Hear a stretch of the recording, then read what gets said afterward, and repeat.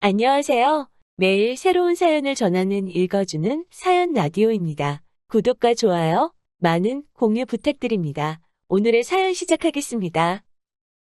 안녕하세요. 미친 신우 때문에 골머리를 썩고 있는 30대 여성입니다. 신우가 남편보다 한 살 많고 남편과 저는 동갑이니 어쨌든 윗사람은 맞지만 아무리 그래도 그렇지 정도를 지켜야 할 거 아닌가요? 게다가 자식들 간에 큰 소리가 나면 중재를 해주셔야 할 어머님마저 상황을 객관적으로 봐주질 않으시니 그래서 남편과 상의 끝에 당분간 시댁 쪽엔 발길을 끊기로 했어요.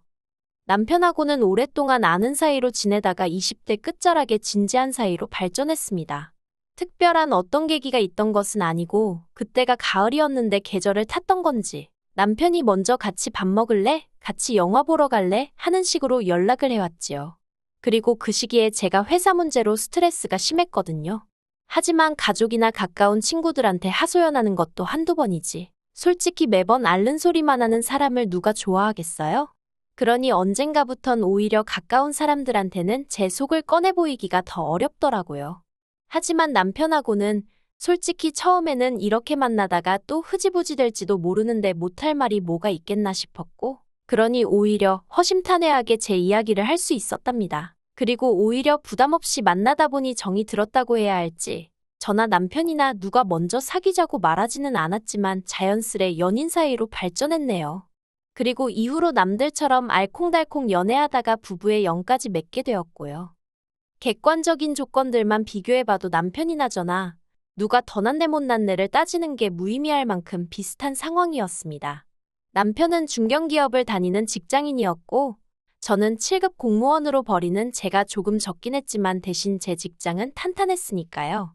외적인 거는 둘 다 어디 가서 못났다 소리는 들어본 적이 없었고 양가 부모님 건강하시고 노후 준비도 되어 계시겠다. 정말 남편과 저 두 사람만 놓고 보자면 딱히 마음에 걸릴 게 없었어요.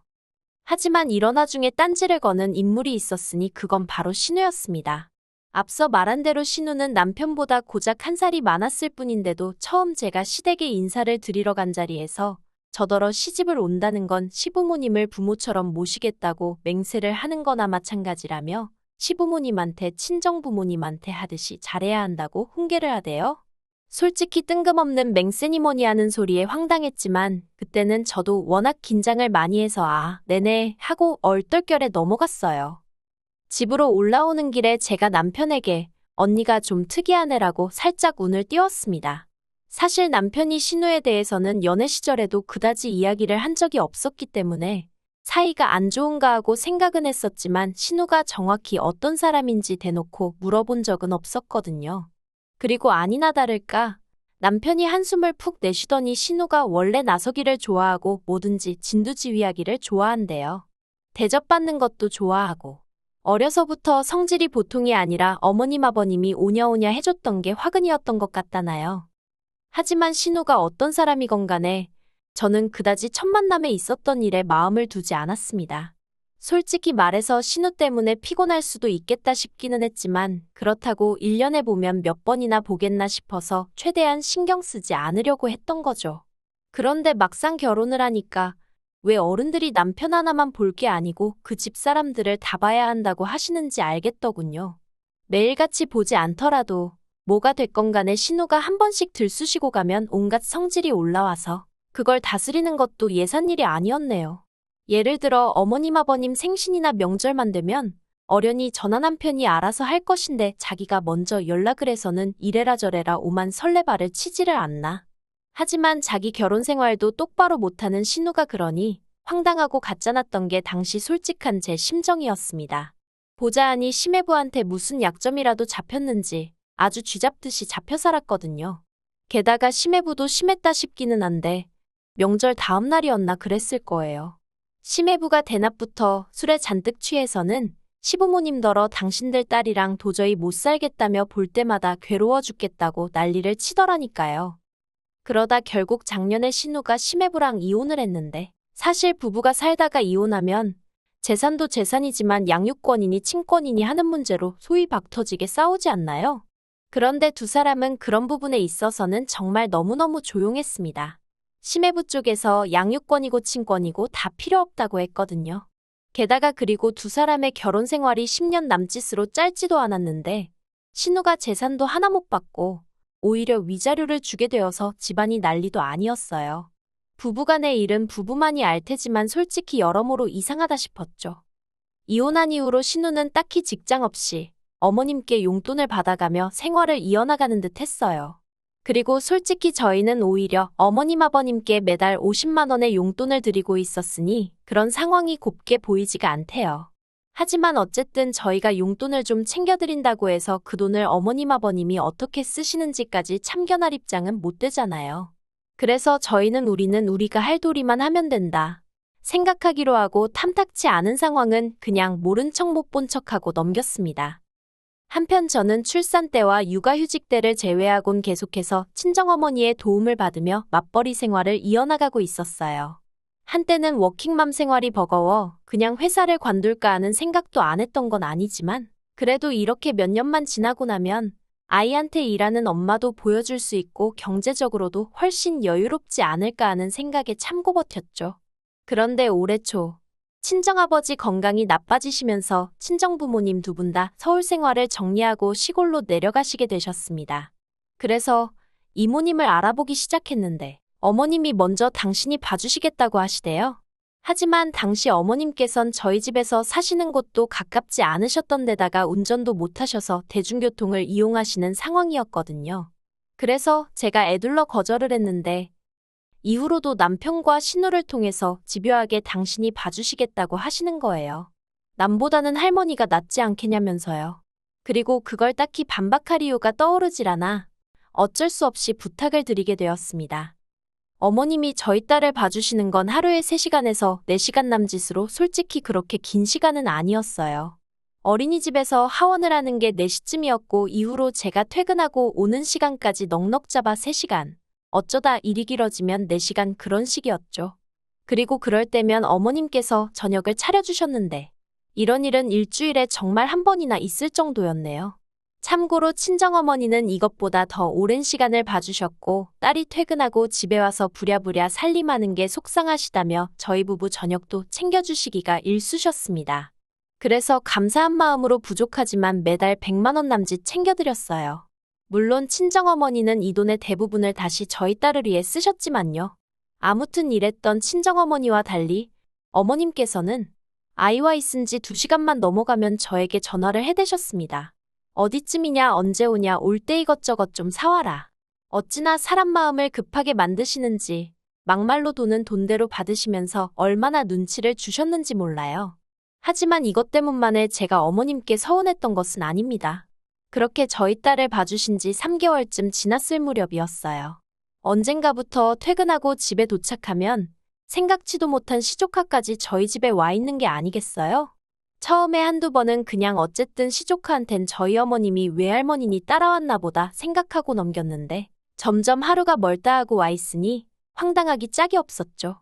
그래서 제가 일주일쯤 됐을 무렵 어머님께 시조카는 왜 매일같이 여기 와 있냐고 물었습니다. 그랬더니 어머님께서 신우가 뭐 볼 일이 있다며 당분간 시조카 좀 봐달라고 했다는 거예요. 그런데 제 입장에서는 어머님이 먼저 저희 딸을 봐주시겠다고 하도 우기셔서 내키지 않는데도 돈까지 들여가며 딸을 맡기는 상황이었는데 시조카까지 와 있으니 기분이 좋지는 않았습니다. 제가 신우나 시조카를 별로 좋아하지 않는 것도 이유였겠죠. 어린아이를 상대로 어른이 이런 말을 하는 게 어떻게 보일지는 모르겠습니다만 일단 시조카는 남자아이였고 저희 딸보다 1살이 많았는데 성격이 포악스럽기 짝이 없었거든요. 그리고 아시겠지만 어렸을 때는 남녀 차이라는 게 그리고 고작 1살이긴 해도 그 나이 차이라는 게 행동에 있어서 큰 차이를 보여주잖아요. 저희도 그랬습니다. 가뜩이나 저희 딸은 또래 애들보다도 마른 편이라 엄마로서 볼 때마다 무척이나 속상했는데 그에 반해 시조카는 또래보다 덩치도 크고 그리고 얼마나 욕심이 많은지 저희 딸이 뭐가 됐건 간에 가지고 있는 꼴을 못 보더라고요. 그러다 기어이 사건이 터졌습니다. 지금도 생각하면 얼마나 속상하고 분한지 속에서 열불이 올라오네요.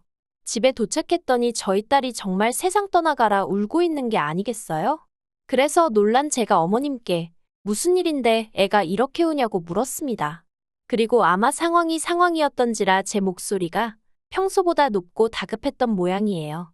어머님이 그런 제 목소리를 트집 잡으시며 어디 시애미한테 소리를 지르냐며 책 좀 찢어졌다고 저런다고 왜 저렇게 애가 유난스럽냐는 겁니다.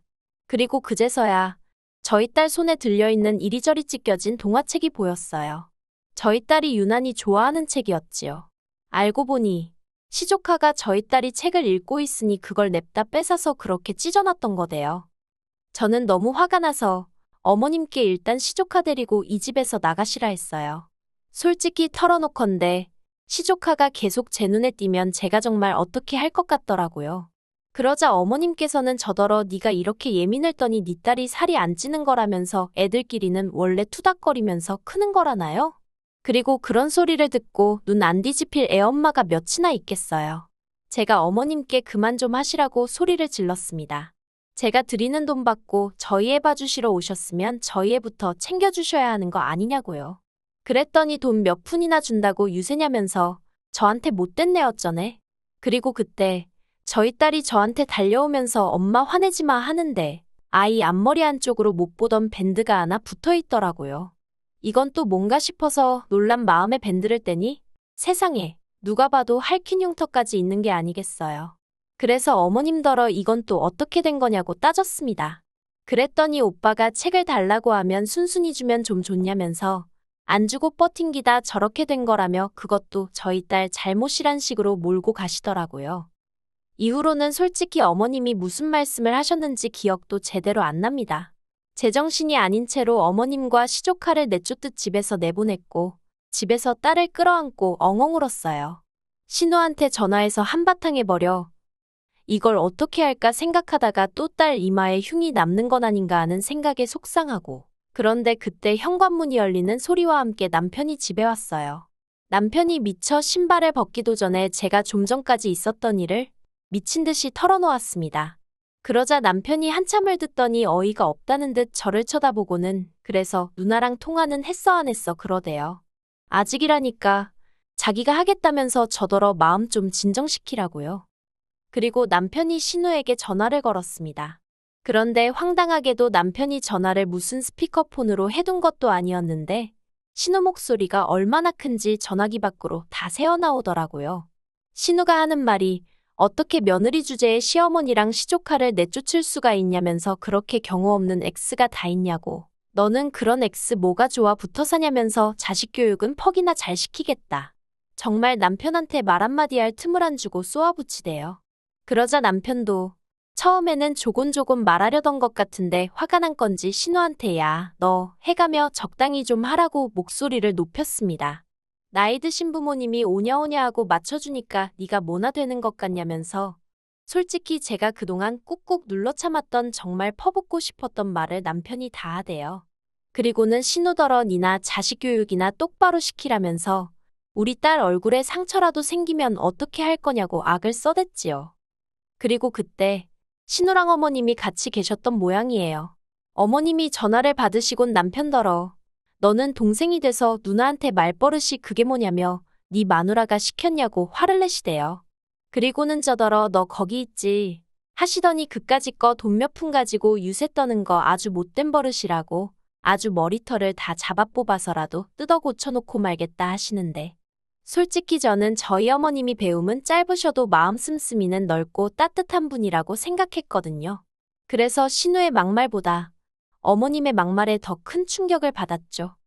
결국 그날 밤 저희는 상의 끝에 전문으로 교육받은 이모님을 모시기로 했고 어머님 아버님께 드리던 돈도 그쪽에 쓰기로 했습니다. 그런데 이튿날 황당하게도 어머님이 저희 딸 어린이집에 오셨더랍니다. 애 하원시키러 오셨다더래요. 정말이지. 제가 어린이집에 미리 연락을 해뒀으니 망정이지. 제가 어머님더러 거긴 왜 가셨냐니까 뭘 하셨는 줄 아세요. 당신은 당신 할 일을 하러 간 거니까 저더러 신경 쓰지 말랍니다. 아니 제 딸인데 어떻게 신경을 안 쓰나요? 그래서 어머님께 더 이상 안 가셔도 된다고 했습니다. 좋은 분 찾아서 그분께 부탁드릴 거니 어머님은 앞으로 시족 하나 챙겨주시면 되겠다고요. 그랬더니 그제서야 어머님이 그러면 당신은 무슨 돈으로 살림을 꾸리냐는 거예요. 어이가 없어서. 그리고 너무 뻔뻔한 어머님 모습에 솔직히 저도 짜증이 났어요.